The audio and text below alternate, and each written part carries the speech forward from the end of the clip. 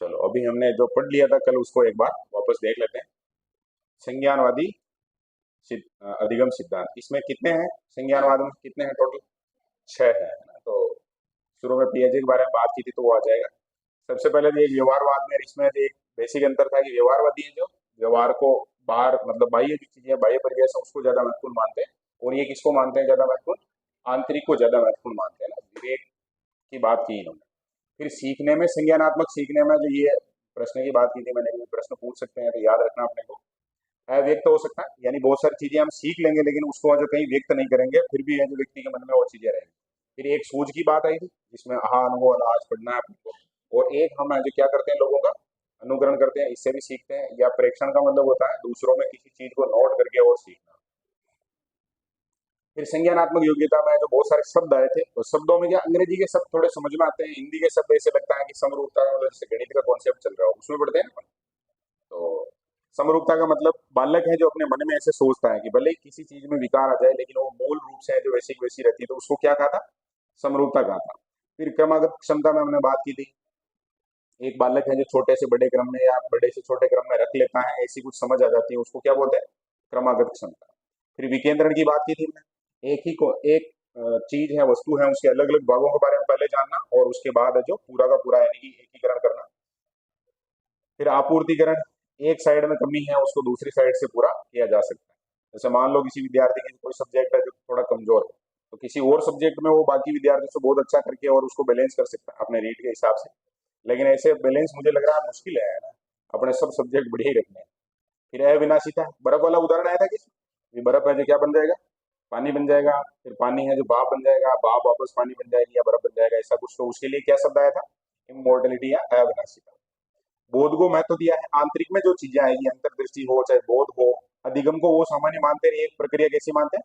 जटिल मानते हैं। एक जगह हम पढ़ रहे थे कि उसको जटिल बनाने की आवश्यकता ही नहीं है, बहुत सामान्य होना चाहिए। ये किस विद्वान की बात थी? स्किनर की। लेकिन यहाँ बात कही है कि ये जटिल होता है। फिर विभेदीकरण क्या है? तो वातावरण के अलग अलग पहलुओं के बारे में पता उसको अगर होता है। सामान्यकरण का मतलब अवधारणाएं है धीरे धीरे दिमाग में आती जाती हैं। पुनर्संरचना का मतलब कोई भी चीज है विभेदन करना और उसको वापस से व्यवस्थित अपने हिसाब से व्यवस्थित करना। एक महत्वपूर्ण बात कही थी, ये वाला पॉइंट तो बहुत महत्वपूर्ण ही था। बालक ज्ञान का निर्माण क्या करता है? स्वयं करता है। आप जो उसमें ठूस नहीं सकते, बालक के जमेगी जब भी तो वो सीख जाएगा। संप्रदाय निर्माण, समस्या समाधान, उच्च मानसिक प्रक्रिया, ये सारी जगह है जो संज्ञानवाद काम आता है। फिर संज्ञान में जितने और चीजें हो सकती हैं जिसको अपन साइकोलॉजिकल चीजें बोलते हैं, तर्क, चिंतन, प्रत्यक्षीकरण, कल्पना, समस्या समाधान, ये सारी चीजें। आत्मगत अनुभूति या संज्ञान है उसके संदर्भ में जो इसकी व्याख्या की थी व्यवहार की। फिर ये प्रश्न भी देखा था हमने, प्रत्यक्ष रूप से प्रेक्षणीय की बात करते हैं। संज्ञानात्मक प्रक्रियाएं हैं जो प्रत्यक्ष रूप से प्रेक्षणीय है तो व्यवहारवादी होती है। कौन सी होती है? व्यवहारवादी। जैसे वो पावलाव ने प्रयोग किया था तो वहां जो प्रतिक्रिया कर रहा था कुत्ता, उसको उसने प्रेक्षण कर लिया था, लिख लिया था। लेकिन संज्ञानवादी ऐसा मानते हैं कि ऐसा नहीं होता। तो फिर ये नकारात्मक प्रश्न बहुत ज्यादा आते हैं आजकल, तो ट्रेंड यही है, नहीं लिख देते हैं और फिर कहानी पूरी। आजकल ऐसे हैं, देखो प्रश्न आएगा जो सही नहीं है वही सही है, प्रश्न का उत्तर वही होता है जो सही नहीं होता है, मतलब गलत बात है उसको उत्तर मानना पड़ता है। अब धीरे धीरे वैसे सबका जो सेट भी हो गया माइंड। फिर व्हाइट बॉक्स की बात की थी, व्यवहारवादियों ने ब्लैक की थी, इन्होंने व्हाइट बॉक्स की बात की थी। फिर ये हमने ट्रिक से याद किए थे, है ना? कैसे याद किए थे? कोको, पीले और वीटी ऐसे याद रखेंगे। तो पोलर कोप का हो गया, है ना? पियाजे हो गया, फिर ये लेविन हो गया, फिर वी से वर्दाइमर हो गया, टी से टोलमैन हो गया। और ए फोर बी है से याद रखेंगे तो ए का मतलब आसुबेल हो गया। फिर फोर बी में है जो अपने बिंडुरार, बंडुरार, बोल्सर, ब्रूनर सब आ गए, और एन से नॉर्मेन हो गया। तो ये क्लासिकी यानी कि जो पुराने हैं उसमें और आधुनिकी है उसमें, ये याद रखना, याद रह भी जाएगा। और परीक्षा के हिसाब से जितने अपन दिमाग को ऐसी चीजों से याद करेंगे उतना दिमाग में लोड कम रहेगा, तो ठीक ही हो। फिर ये सिद्धांतों के बारे में बात की थी, लगभग सबके नाम आ रहे हैं, एक नाम नहीं था उसमें, कौन सा नहीं था? गेन्ने का। तो सोपान में गेन्ने याद रख लेना। बाकी अंतर्दृष्टि में कोलर है, और संज्ञानात्मक विकास में सबसे मेन तो कौन है? पियाजे है। हालांकि आधुनिक बहुत सारे और काम हुए तो उनको भी पढ़ लेंगे अपन। फिर कुर्त लेविन है, क्षेत्र सिद्धांत है। बांडुरा का कौन सा है? सामाजिक अधिगम है। टोलमेन का कौन सा है? तो चिन्ह है। फिर पियाजे के बारे में हमने थोड़ी बात की थी, व्यवस्थित तो और काम हो गया था अपना इसमें। तो व्यवस्थित संज्ञानात्मक विकास का व्यवस्थित अध्ययन करने वाले शुरू के कौन है व्यक्ति? पियाजे हैं। और इनका खुद का जो ये कोट है, क्या बात कही थी इन्होंने? मैं प्रशिक्षण से प्रकृतिवादी और जीव वैज्ञानिक हूँ। हालांकि काम इन्होंने बढ़िया किया था। फिर इनकी 11 किताबों के नाम थे यहाँ पर। कितनी किताबों के? 11 किताबों के। और सब में है जो एक ही सब था, या तो चाइल्ड या चाइल्डहुड, है ना। तो ऐसे थोड़ा आइडिया लगाएंगे तो ठीक रहेगा। जैसे कोलबर की किताबें हमने पढ़ी थी तो उसमें बार बार क्या आ रहा था ना, मोरल मोरल मोरल, ऐसे ही सब आ रहा है। ऐसे ही थोड़ा इसको भी याद रखेंगे। 6 साइकोलॉजी ऑफ स्टडीज है, कोग्निटिव डेवलपमेंट ऑफ चाइल्ड है, साइकोलॉजी ऑफ इंटेलिजेंस है, साइकोलॉजी ऑफ चाइल्ड है, language and thought of the child है, child conception of the world है, फिर origins of intelligence in child है, dreams and imitation in childhood, और construction of reality in the child, behaviour and evolution, psychology and epistemology. ये सारे के सारे बार बार पढ़ेंगे तो परीक्षा में कोई आएगा तो अनुमान लगा सकते हैं अपन। किताबों के नाम भी, क्योंकि एकदम से रटना है थोड़ा मुश्किल है। फिर इनकी लाइन ये भी ध्यान रखनी है अपने को, बालक वातावरण के साथ संबंध बनाते हुए समझ विकसित करता है। अभी हमने पढ़ा कि बालक ज्ञान का निर्माण स्वयं करता है। वह बच्चा अपने मन का निर्माण जो सक्रिय रूप से करेगा, जन्म से क्रियाशील व सूचना प्रकट करने वाले प्राणी के रूप में है, जो बच्चे को बताया होगा। ये थोड़ा ध्यान रखेंगे अपन। प्रयोग में एक नाम अभी रिकॉल नहीं कर पा रहे थे, क्या नाम था? लारेंट, है ना। ल्यूसीन और जैकलिन तो याद आ गया था, लेकिन लारेंट का नाम याद नहीं आया, तो इसको याद रखना है। और पूछ सकते हैं प्रश्न है, क्योंकि आजकल क्या प्रश्न पूछने में जो दोनों ट्रेंड है, पूछना चाहे अगर तो उनके मन में आ जाए टीचर के, तो फिर पूछ सकते हैं।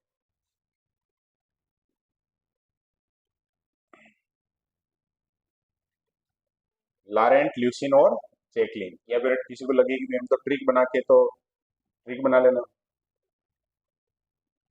वैसे इतनी ट्रिक भी नहीं बनानी, कोई महत्वपूर्ण हो वहां बनानी। बाकी ये नाम बार बार पढ़ेंगे तो भले ही हो सकता है अभी रिकॉल नहीं कर पाए, लेकिन एग्जाम में नजर आएगा तो अगर ये तो था, ये नहीं था, ऐसा हो जाएगा। विशेषताओं में क्या क्या बात की थी? तो संज्ञानात्मक विकास है जो इन्होंने कहा था कि ये है जो अनकंटिन्यूस होता है। क्या शब्द काम में लिया था? असतत। फिर तीन पक्ष में जैविक, चाहे भौतिक वातावरण हो चाहे चाहे सामाजिक वातावरण हो, वो भी प्रभावित करता है। तो जैविक परिपक्वता के अलावा भौतिक और सामाजिक वातावरण, क्योंकि उन्होंने बात कही ना, जैसे तर्क चिंतन वगैरह ये है तो वो उसकी मतलब उसमें आ जाएगा। फिर भौतिक वातावरण और सामाजिक वातावरण है, उनका वो परीक्षण करेगा, है ना, वहां से अनुभव प्राप्त करेगा, सीखेगा। बुद्धि को क्या बताया है? अर्जित योग्यता। ये सत्य असत्य वाले कथन में एक बहुत बढ़िया प्रश्न बन सकता है। ऐसे कहते हैं बुद्धि जन्मजात होती है, डैश करके लिख देंगे पियाजे, तो वो क्या हो जाएगा? गलत हो जाएगा। ये चीज अपने को ध्यान रखनी। और पियाजे ने बुद्धि की दो शब्दों में बात की थी। अभी जब मैंने पूछा था तो शायद अनुकूलन शब्द मैंने यूज किया था, लेकिन प्रॉपर रिकॉल नहीं कर पाता। एक तो संगठन और एक क्या? अनुकूलन, दोनों शब्द ध्यान रखने। परीक्षा में ऑप्शन आ जाएंगे ऐसे चार, वो लिख देगा ऐसे, और फिर कहेगा ए और बी सही, बी और सी सही, सी और डी सही, ऐसा कुछ। तो संगठन और अनुकूलन सब ध्यान रखना। बौद्धिक संरचनाएं हैं वो तो क्या कहलाती? संगठन कहलाती। और अनुकूलन क्या है? अपन जैसे जैसे हैं जो अपने आप को एडजस्ट करते हैं, सुधारते हैं, वो अनुकूलन। असतत की बात कर ही चुके हैं अपन। और एक अवस्था में जैसे अधिगम कर रहा है बालक, दूसरी अवस्था में उससे अधिगम है जो अलग हो सकता है। प्रयोग करना महत्वपूर्ण गतिविधि के रूप में माना है इन्होंने। फिर छोटे बच्चों को कैसे पढ़ाना चाहिए? तो उनकी क्लास में जो संगीतमय खेल, पेंटिंग, अभिनय वगैरह शामिल करने चाहिए, ऐसा उन्होंने माना था। बच्चों को छोटे समूह बना के क्रिया विचार विनिमय से सिखाएं। व्यक्तिगत अन्वेषण है जो ज्यादा बढ़िया है। फिर हमने स्कीमा के बारे में बात की थी। तो स्कीमा में एक प्रश्न आया था, उसमें तो इसको क्या कहा गया था? सूचनाओं का पैकेट्स कहा गया था, ऐसे आया था। और बालक है जो धीरे धीरे धीरे धीरे है जो उसमें परिवर्तन भी करता रहता है, अपने जैसे उसको लगता है कि अपडेट करना चाहिए वैसे अपडेट करता जाता है। तो ये भी कहानी थोड़ी सी अपने को ध्यान रखनी है। अर्थपूर्ण परिवर्तन का मतलब वही है कि उसका कोई ना कोई मीनिंग जरूर रहेगा, ठीक है ना। और हमने इसके लिए एक शब्द और काम में लिया था कि किसी भी चीज के प्रति किसी बालक की क्या है? समझ है, वो एक तरीके से उसके दिमाग का स्कीमा। व्यक्ति या वस्तु के प्रति व्यवहार का तरीका या ढंग क्या है? स्कीमा। अलग अलग शब्दों से समझा है, और इसका अर्थ जो विद्यार्थी समझेगा वो भी अपने दिमाग में, वो भी उसके लिए क्या है? स्कीमा ही है। फिर स्कीम्स में क्या था? तो कुछ ऐसे पैटर्न है हमारे डेली रूटीन में, ऐसी चीजें रहती हैं, उसको क्या बोलते हैं? स्कीम्स बोलते हैं। इसमें एक दो ऑप्शन भी दे रखे थे प्रतिदिन, जैसे ड्रेस और जूता पहनना, ये है तो वो लगभग उसका सिस्टम है जो फिक्स रहता है।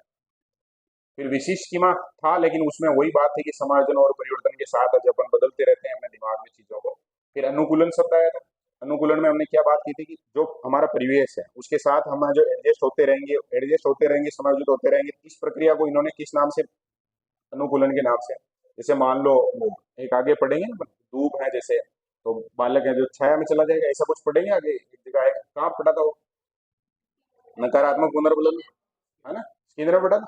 पढ़ेंगे, पढ़ा था, पढ़ा था। वही सेम चीज है जो यहाँ पर उन्होंने अलग तरीके से बताई थी। अनुकूलन मतलब वहां पर भी क्या करना, जैसे भयंकर धूप है चश्मा लगा लेती, ये भी एक तरीके से इनकी भाषा में क्या कह सकते हैं अपन, अनुकूलन है, वो अपनी समझ से है जो चेंज कर देता है चीजों को। फिर आत्मीकरण समंजन, इसमें समावेशीकरण में तो पूर्व ज्ञान में क्या करना, नए ज्ञान को या विचारों को जोड़ना, इससे है जो वो संसार को अपने हिसाब से थोड़ा समझता है। फिर समायोजन व्यवस्थापन समंजन या इसमें शायद तक वो यहाँ पर वो घोड़े और ऊंट वाला उदाहरण दे रखा है, जब अपन कलाम वाले नोट से एक बार पहले पढ़ा था उस समय शायद बिल्ली वाला या ऐसा कोई उदाहरण था, इसी में था क्या? समायोजन भी वही है, पुरानी जो चीजें होती हैं दिमाग में स्कीम होती हैं उसको थोड़ा सा एडजस्ट करना, व्यवस्थित करना। और संतुलन में क्या है, पुराना और नया है उसको व्यवस्थित कर लेना। पुराना जैसे उसको पता था कि अच्छा ये ऐसा ऊंट होता है ऐसा घोड़ा होता है, तो अब दोनों को बैलेंस कर लेंगे, हाँ ये घोड़ा है ये ऊंट है, तो फिर उसको जो इन्होंने क्या कह दिया था, संतुलित करा, संतुलीकरण कहा है ना, संतुलनीकरण नहीं। या हो सकता है इसमें टाइपिंग मिस्टेक हो। विचार पहले भाषा बाद में आती है, यह महत्वपूर्ण बात कही थी। शिक्षण में क्या होना चाहिए, फ्लेक्सिबिलिटी होनी चाहिए और गतिशीलता होनी चाहिए। शिक्षा कैसी होनी चाहिए, तो छात्र केंद्रित होनी चाहिए, छात्र केंद्रित होनी चाहिए। इसको जो व्याख्या करने के लिए एक शब्द और लिख दिया, स्व अधिगम। स्व अधिगम तभी होगा जब शिक्षा कैसी हो, छात्र केंद्रित हो। तार्किक कानून की बात कही है, बुद्धि के विकासात्मक पहलू पर ध्यान केंद्रित किया, क्योंकि इन्होंने कहा कि बुद्धि है जो क्या होती है, अर्जित होती है। इसका मतलब हम चाहे तो अपना लेवल है जो बढ़ा सकते हैं, बड़े लेवल पर। फिर संज्ञानात्मक विकास की अवस्थाओं की बात की थी इन्होंने, कितने की, चार की। इसको है ना दिमाग में जो अपने बहुत अच्छे से सेट करके जाना, क्योंकि यहाँ से पुराने एग्जाम का ट्रेंड देखेंगे तो खूब सारे प्रश्न आए इनसे, अवस्थाओं से आएंगे। अवस्थाओं से अगर प्रश्न आए तो अपने को जो ये दिमाग में रहना चाहिए, क्या दिमाग में रहना चाहिए, चार तो मेन प्रकार है, चारों एकदम क्लियर दिमाग में रहना चाहिए। कि जैसे शुरू वाला हमने याद किया था उसमें एसपीसीएफ से याद किया, तो एस का मतलब क्या समझे, सेंसरी मोटर। हिंदी आनी चाहिए उसकी, लेकिन वो थोड़ी बहुत आएगी, अंग्रेजी क्योंकि 100% वो क्यों ही रहेगी। एग्जाम में अपने को साइकोलॉजी का जैसे ही पोर्शन आया किस साइड को ज्यादा देखना, अंग्रेजी को ही देखना, तो वहां से वो एकदम क्लियर, क्योंकि इसमें क्या पांच चार नाम रहते हैं, ये हो गया ये हो गया ये हो गया, चार नाम है। लेकिन अंग्रेजी में सीधा एक ही है, क्या है लिखा हुआ है क्या, सेंसरी मोटर स्टेज। तो सेंसरी मोटर के लिए एस याद किया था, एस से याद आ जाएगा परीक्षा में, सेंसरी मोटर है। फिर इसकी विशेषताएं भी धीरे धीरे जब पढ़ेंगे तो समझ में आना शुरू हो जाएगी। और एक सामान्य समझ वाला विद्यार्थी है वो ऐसे भी याद कर सकता है। जैसे हमने जो बाल विकास पढ़ा, बाल विकास पढ़ा ना सबने, उसमें हमने जो मानसिक विकास भी पढ़ा, तो लगभग उस हिसाब से अपन सेट कर सकते हैं। जो शेषवावस्था में मानसिक विकास की बातें पढ़ी थी वो सारी किसमें आ जाएगी, इसमें आ जाएगी।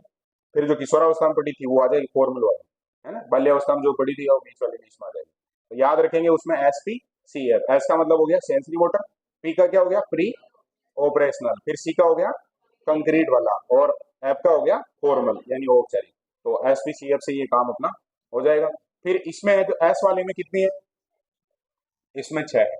उस छह को कैसे याद किया था, आरपीएससी और एस आई, ऐसे याद किया था।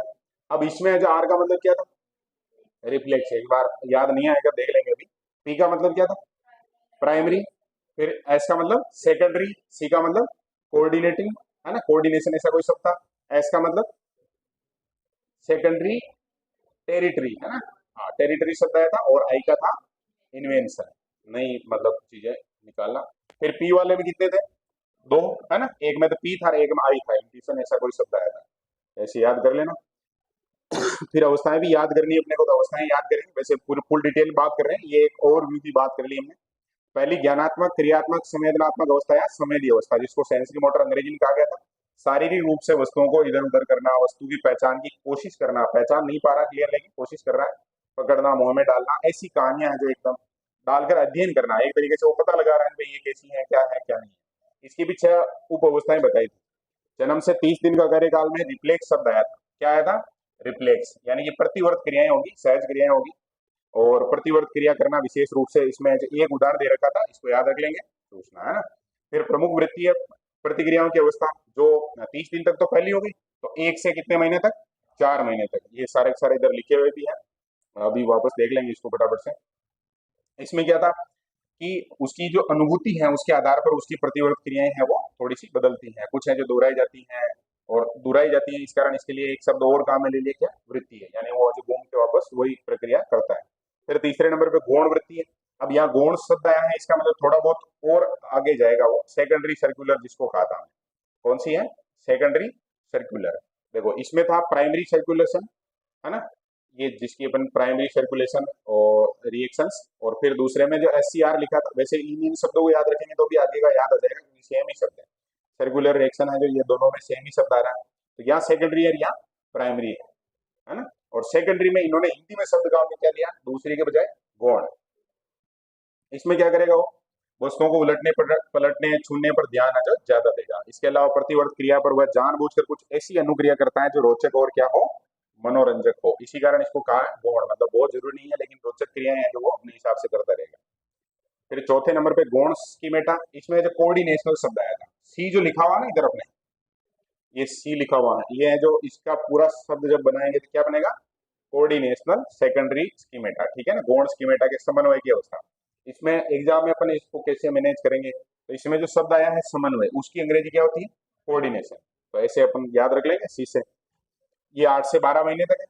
और इसमें क्या करेगा, तो थोड़ा बहुत अपने को समझ में इस शब्द से आ जाएगा कि समन्वय का प्रयास करता है। देखो, खिलौने को छुपा देने पर खोजने की कोशिश करता है, एक तरीके से अपने आप को जो वहाँ मैनेज करने का प्रयास करता है। खोज त्रुटि विधि का प्रयोग हो जाता है। वयस्क के कार्यों का अनुकरण भी मतलब समन्वय करना शुरू कर देता है, और सामान्यीकरण कर लेता है, कुछ चीजें स्कीम सीखता है वो भी, हाँ ये नॉर्मल बात है। फिर तृतीय वर्तीय 5वें नंबर पे, इसको अपन है जो अंग्रेजी में क्या करे थे, सेकेंडरी, हाँ अब वो टेरिटरी शब्द अपने क्या है, बोलने में सही लग रहा है तो टेरिटरी याद कर लेना। अब है क्या जो वो परीक्षा में भी ऐसे लिखा हुआ है, ऐसे तो पूछेगा नहीं कि मिसफील्ड कौन सा है या सही उच्चारण बताओ, ऐसे तो है नहीं। तो जैसे बालक स्कीमा सेट करता है ना, वैसे अपने को भी अपने हिसाब से समझ के और काम करना है। तो उसमें यही है कि सेकेंडरी टेरिटरी याद कर लो, सर्कुलेट रिएक्शन है, और 12 से लेकर कितने महीने तक, 18 महीने तक। इसमें जब बालक प्रयास त्रुटि विधि से वस्तु के गुण को सीखने का प्रयास करता है, शारीरिक क्रियाओं में अभिरुचि है जो उसकी क्या हो जाती है, कम हो जाती है। उत्सुकता अभिप्रेरक की वजह से स्वयं वस्तु पर प्रयोग करता है, खुद से जो थोड़ा एक्टिव रहता है, इसीलिए शायद तक ये शब्द आया है। फिर लास्ट थी इसमें मानसिक संयोग द्वारा नए साधनों की खोज की अवस्था। अब इसमें इसने क्या कहा है, मानसिक संयोग की बात की, मानसिक संयोग की बात की है, तो उसमें एक शब्द आएगा इन्वेंशन, खुद से है जो क्या कर रहा है, साधनों की खोज कर रहा है। तो खोज कर रहा है तो इसमें स्टेज ऑफ क्या आ गया, invention of new means new mental combination, मानसिक कॉम्बिनेशन सेट करेगा वो, और नई नई चीजें हैं उनकी खोज कर लेगा। और ये अवस्था है जो 18 से लेकर कितने महीने तक है, 24 माह तक। वस्तु स्थायित्व की प्रवृत्ति है जो शुरू हो जाएगी यहाँ से। तो ऐसे पूछ ले, वस्तु स्थायित्व की प्रवृत्ति है जो कब प्रारंभ होती है, तो कौन सी है, इन्वेंशन वाली, ठीक है ना। अब एक बार वापस सही है उनका रिवीजन करते हैं अपन। ये रिफ्लेक्स है, पीसीआर में प्राइमरी सर्कुलेशन है, फिर सेकेंडरी सर्कुलेशन है, सीएस में कोऑर्डिनेशनल है, ठीक है ना। एसटी में सेकेंडरी टेरिटरी शब्द आया था, और आई से क्या आया था, इन्वेंशन, मेंटल जो उसकी प्रक्रिया चलती है उसके आधार पर उसने सेट कर लिया है। अवस्थाएं आगे लिखी हुई है, 30 दिन तक, मतलब जन्म से लेके, और या पहले दिन से 30 दिन तक मान लो, फिर 1 से लेके 4 माह, 4 से 8 माह, 8 से 12 माह, और 12 से 18 माह, 18 माह से 24, लगभग 6-6 महीने का अंतर दे रखा है। ये किसने दिया है, प्रिया जैन है। और इतना प्रॉपर जो कैसे दे दिया है, तो वही है जेगलिन और लूसीन, ये क्या नाम था, लॉरेंट, ठीक है ना, ऐसे लग रहा है लॉरेंस बिश्नोई। हाँ तो ऐसे ही याद रख लेना अपने, तो याद रहना चाहिए, कुल मिलाकर परीक्षा में आए तो गड़बड़ नहीं होनी चाहिए। फिर विशेष विशेषताओं वो की हुई बातें हैं, उनकी बात है जो वापस यहाँ लिख रखी थी, इसीलिए हमने जो इस पे ज्यादा जोर नहीं दिया था। एक ये प्रश्न है, इसको देख लेते हैं। पियाजे के अनुसार विकास की अवस्था में वह अवस्था जिसमें बालक,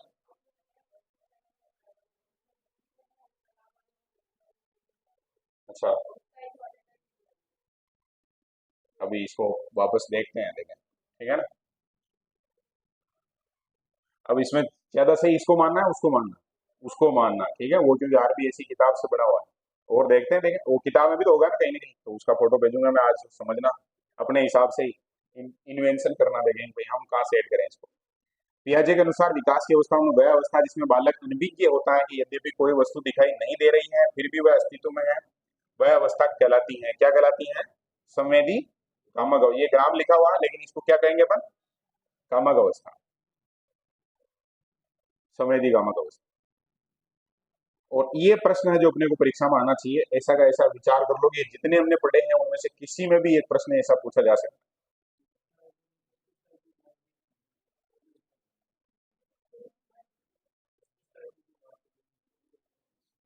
सेंसरी मोटर को माना है। पियाजे के अनुसार विकास की अवस्था में वह अवस्था जिसमें बालक अनभिज्ञ होता है, अनभिज्ञ।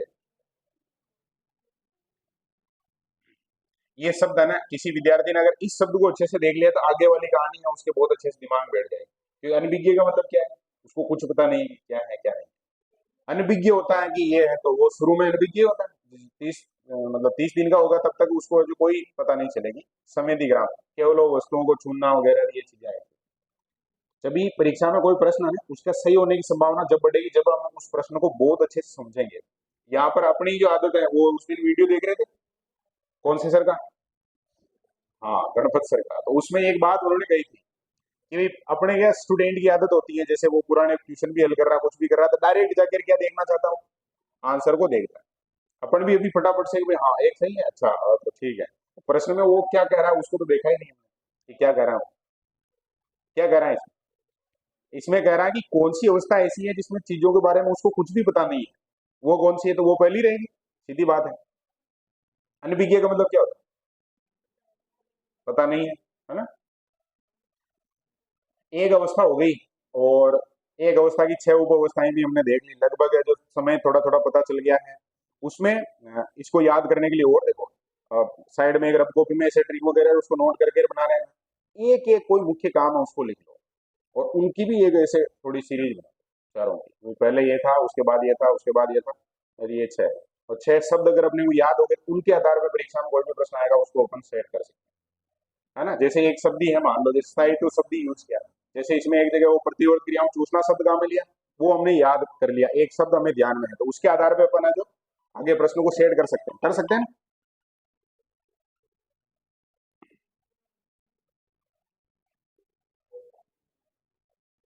हाँ, ऐसा अभी अपने को ही करना चाहिए वैसे, है ना, क्लास में करते हैं, देखते हैं, थोड़ा ब्रेक लेंगे बीच में तो।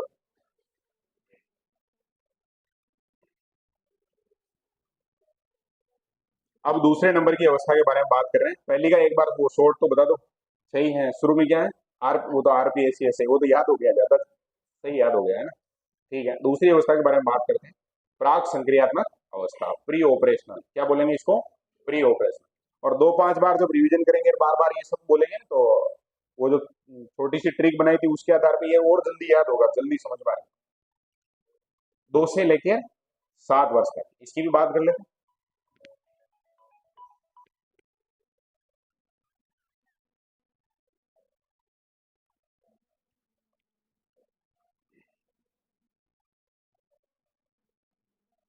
अब अपने इसमें क्या वो सिस्टम नहीं है, स्टॉक वाला सिस्टम नहीं है, तो